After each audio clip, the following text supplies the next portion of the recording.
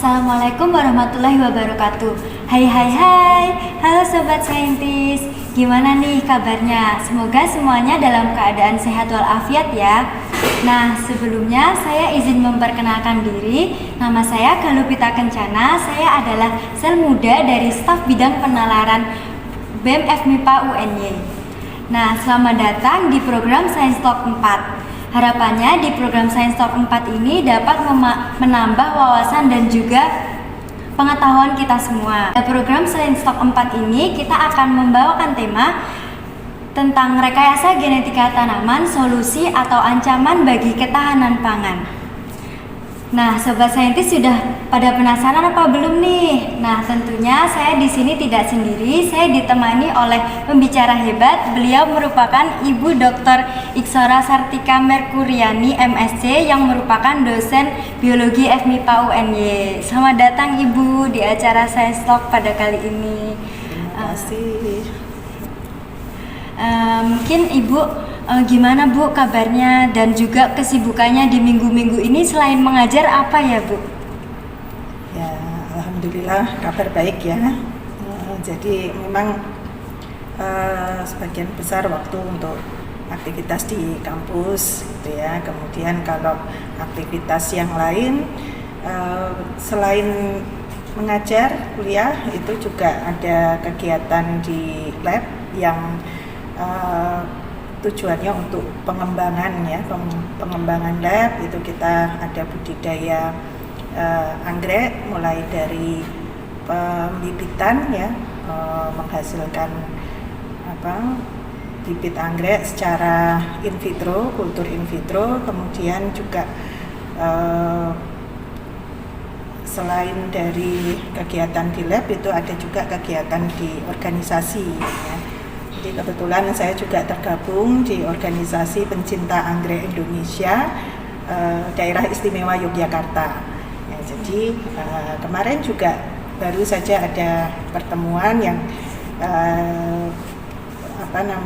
pembubaran panitia ya dalam salah satu kegiatan yang melibatkan PAI DIY. Terima kasih Bu karena sudah meluangkan waktunya di sela-sela kesibukan Ibu sehingga bisa datang di acara Science Talk 4 pada kali ini. Nah, mungkin langsung saja kita akan membahas mengenai rekayasa genetika tanaman, solusi atau ancaman bagi ketahanan pangan. Nah, untuk mengawali diskusi kita pada hari ini, mungkin Bu Iksora bisa menjelaskan tentang pengertian rekayasa genetika tanaman dan juga perbedaannya dengan tanaman biasa itu seperti apa sih Bu? Jadi rekayasa genetika tanaman itu kalau dari katanya itu kan juga dari kata rekayasa genetika tanaman itu sendiri itu berarti ada proses rekayasa ya, di mana rekayasa itu kan yang melakukan manusia ya. Jadi ada peran manusia dalam merekayasa genetika ya. Genetika itu berarti kan genetik gitu ya pada tanaman. Jadi rekayasa hasil dari rekayasa genetika tanaman itu biasa disebut tanaman transgenik ya, atau genetically modified organism ya, di mana organismenya di sini adalah tanaman gitu ya. Jadi ada proses rekayasa genetika yang dilakukan oleh manusia pada tanaman sehingga menghasilkan organisme yang tentunya mempunyai value atau nilai yang lebih dari tanaman yang sudah ada sebelumnya. Jadi mungkin kalau dari sementara mungkin itu ya. Ya. Jadi perbedaannya tuh memiliki value yang lebih tinggi daripada tanaman biasa gitu ya Bu? Ya, tentunya. Jadi ada beberapa tujuan dalam rekayasa genetika pada tanaman khususnya.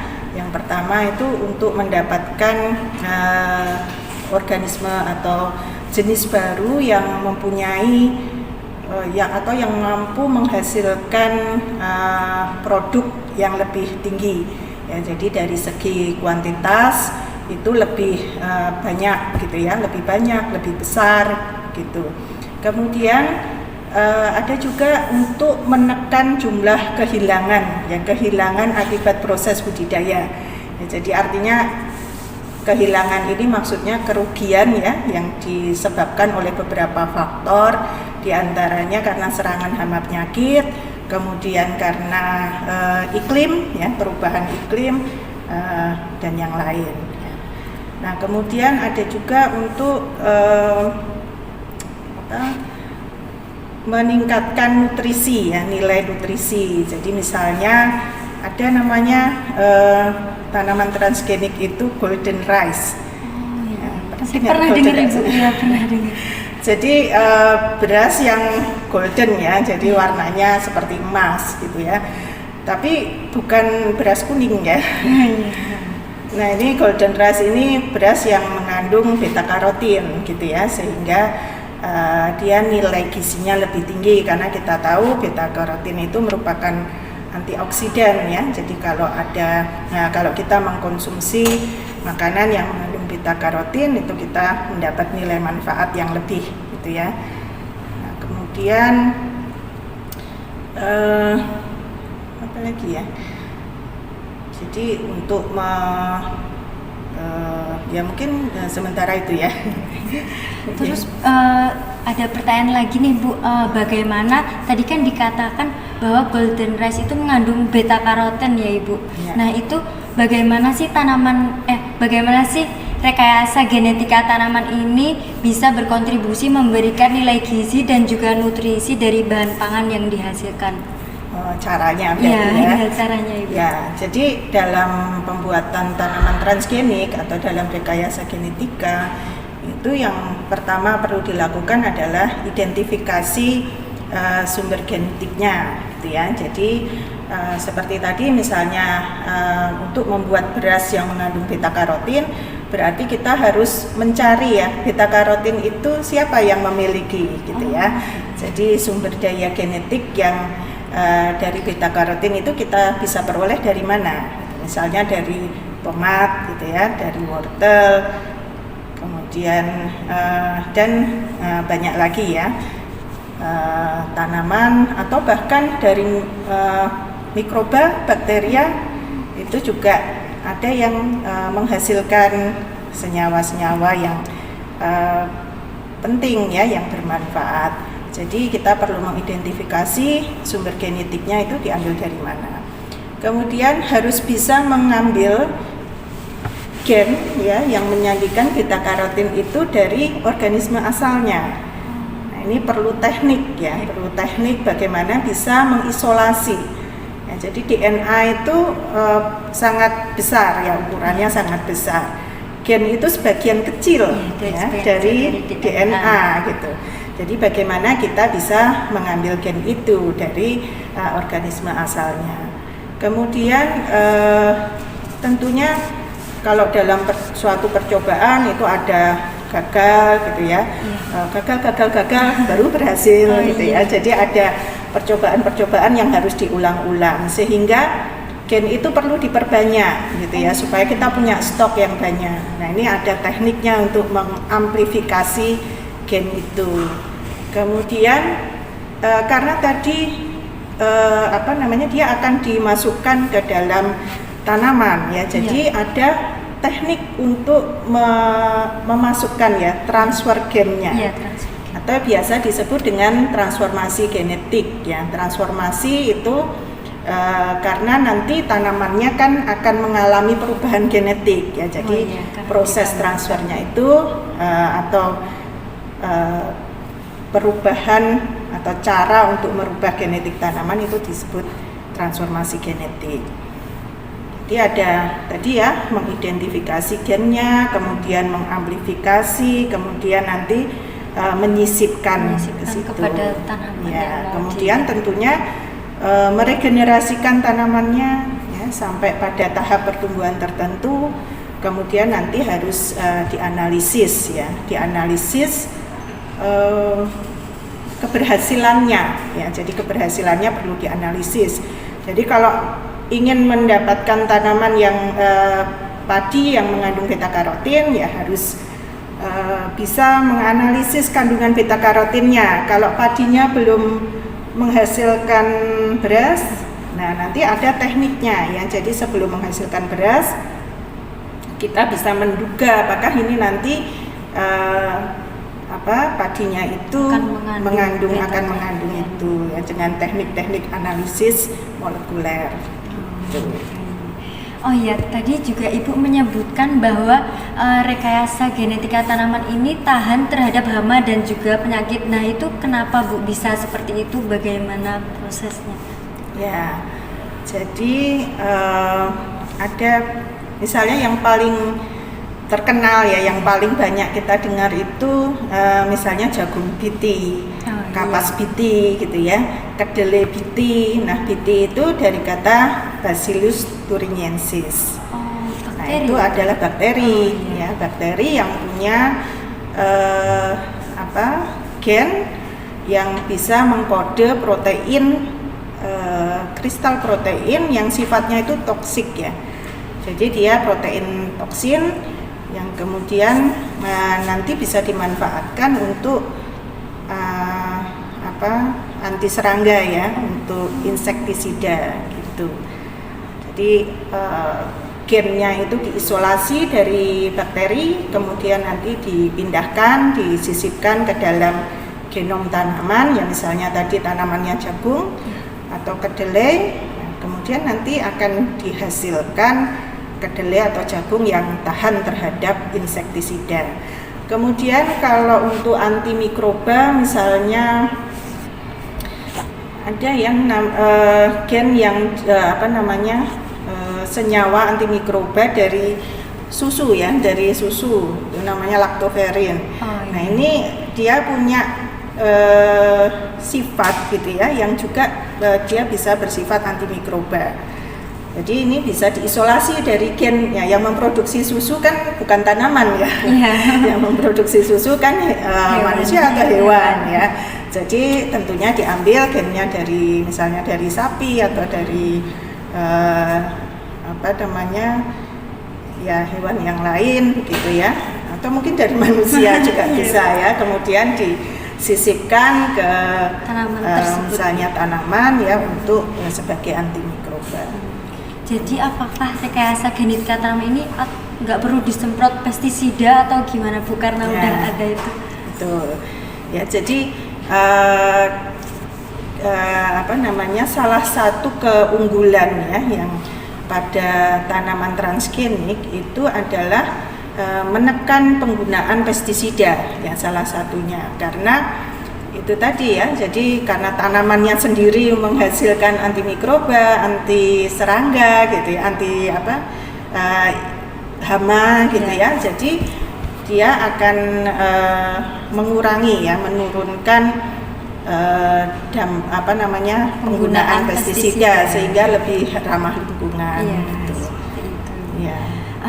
Lalu bagaimana pandangan Ibu tentang risiko atau dampak yang mungkin ditimbulkan dari rekayasa genetika tanaman ini di bidang kesehatan dan juga lingkungan Ibu? Ya, jadi salah satu kekhawatiran ya menggunakan produk transgenik itu adalah keracunan ya, alergi gitu ya. Bisa seperti itu ya Bu?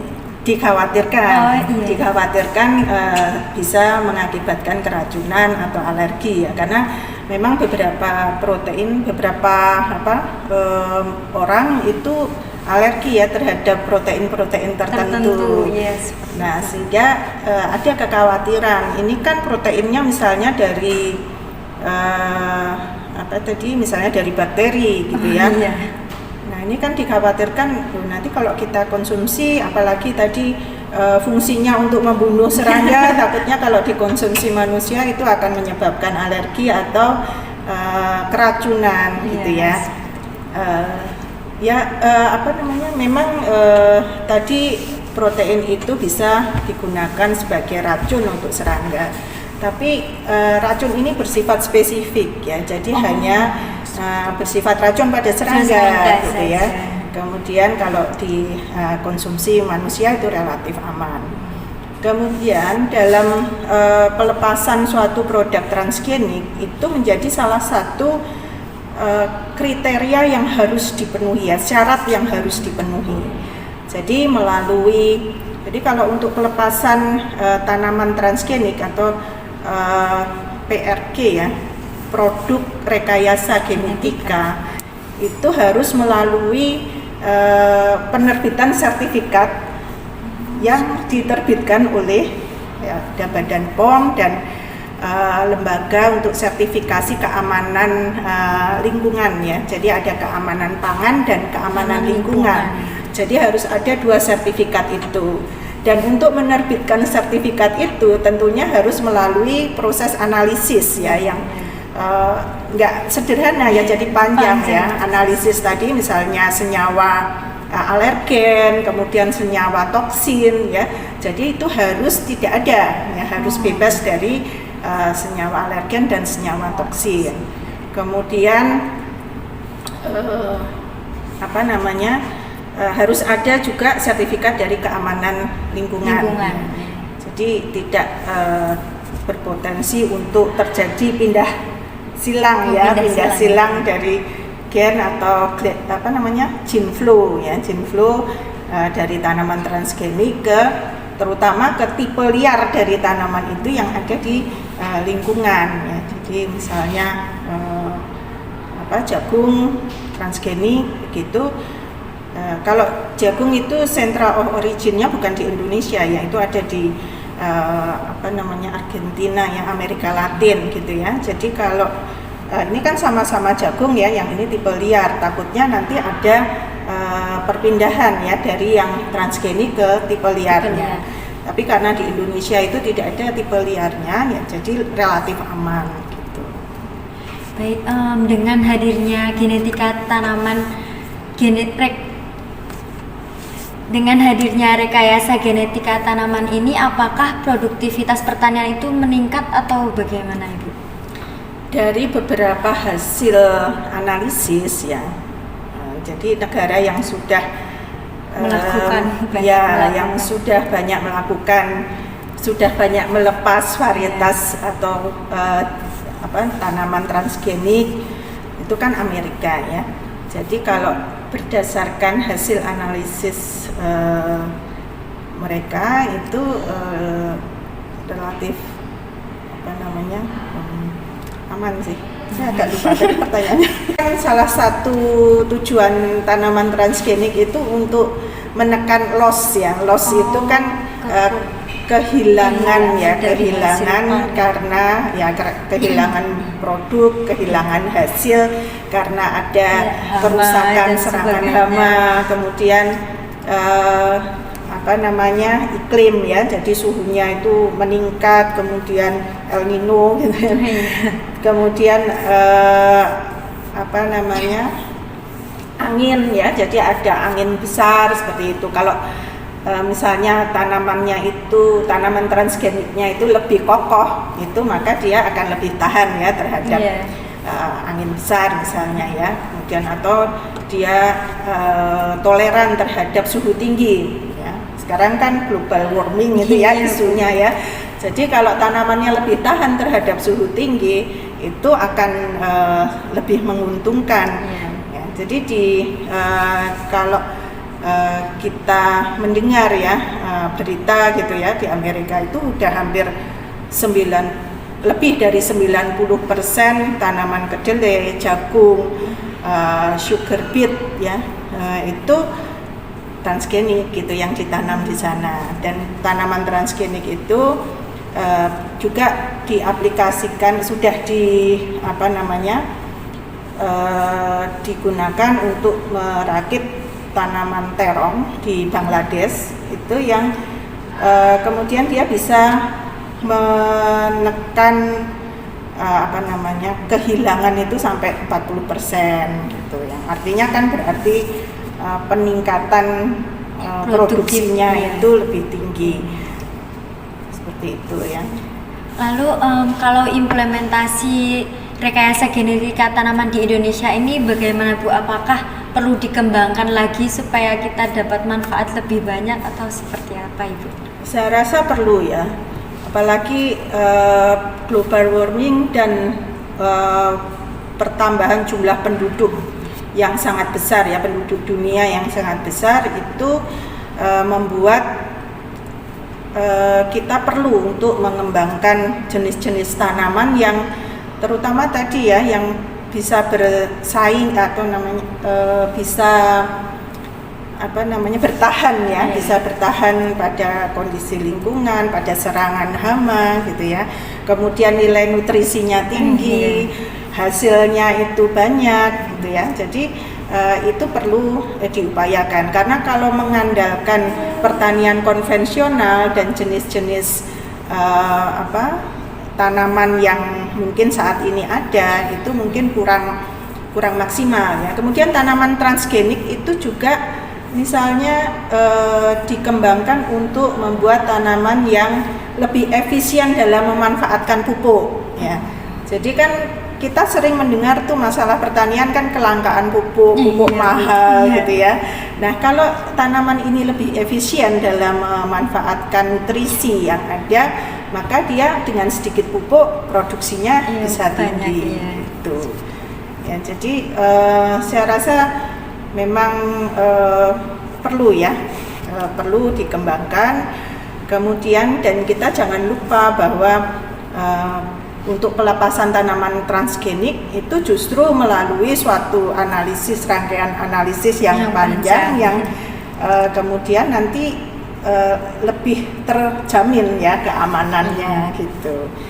Ya, cuma ya memang saya dengar kan biaya untuk melakukan analisis itu atau penerbitan sertifikat itu lumayan besar gitu ya. Nah, ini yang mungkin perlu dipikirkan siapa yang akan menanggung biaya itu gitu. Nah, jadi pertanyaan tadi menjadi penutup diskusi kita di Science Talk 4 kali ini. Nah, mungkin dari Bu Iksora ada closing statement supaya kita bisa lebih peduli terhadap lingkungan dan juga inovasi dalam pertanian, Ibu. Oke.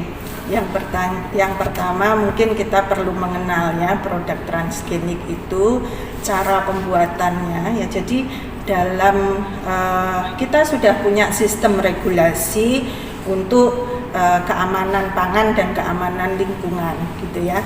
Dan itu sudah ada item-itemnya ya. Jadi kalau mau menerbitkan tanaman transgenik itu sudah harus diketahui sumber genetiknya, kemudian tanaman targetnya ya, kemudian proses untuk membuat atau merakit tanaman itu seperti apa, kemudian tadi analisis kandungan racun, kandungan alergen itu semuanya sudah dianalisis gitu. Jadi sebetulnya tidak perlu lagi khawatir yang berlebihan ya dalam menggunakan produk transgenik. Kita perlu ingat bahwa kita untuk menjamin ya food safety, food security ya. Jadi ini perlu pendekatan itu. Jadi perlu mempelajari, masyarakat juga perlu kritis begitu ya. Jangan, sekarang banyak sekali informasi yang sepertinya menghembuskan kekhawatiran gitu ya untuk menggunakan atau mengkonsumsi produk transgenik. Ya, pelajari transgenik itu seperti apa, dan tadi sudah ada regulasi yang menjaga keamanannya, dan ya insya Allah kalau semuanya itu berjalan dengan baik ya, terkontrol ya, jadi sistem yang mengontrol itu benar-benar bekerja dengan baik, saya rasa transgenik itu akan sangat dibutuhkan di masa yang akan datang.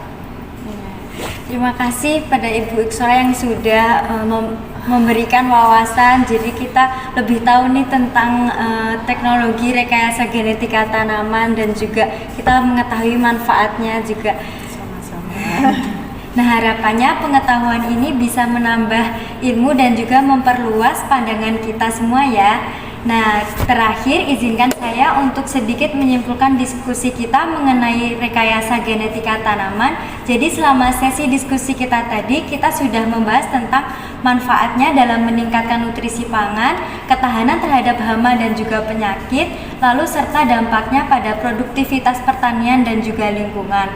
Nah, teknologi rekayasa genetika ini memang masih memiliki pro dan juga kontra, namun dengan pemahaman yang tepat kita bisa memaksimalkan manfaatnya bagi kesejahteraan kita bersama. Saya Galuh Pita Kencana selaku moderator pada Science Talk 4 kali ini. Mohon maaf jika ada kekurangan dalam memandu jalannya acara. Terima kasih, sampai jumpa.